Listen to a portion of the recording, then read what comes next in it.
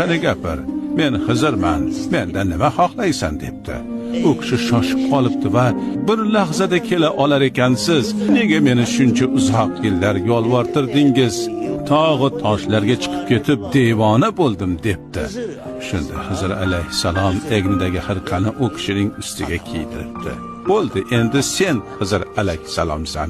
Bozorga bordi, u yerdagi odamlarga ko'rinchi debdi. U kishi bozorga borib, ne ko'z bilan ko'rsinki, kimdir dumli, kimdir shohli, yana kimdir qorni bilan yerda sudralib yuribdi.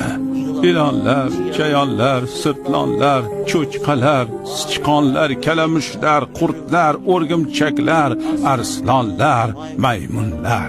O'rtadan g'ayb pardasi ko'tarilishi bilan hammaning siyratini, ma'nosini, ichki olamini ko'ra oldi. Zolimlar sirtlon shaklida, firibgar va ikkiyuzlamachilar maymun shaklida, birovlarni tishlab diliga azor berganlarni esa it shaklida.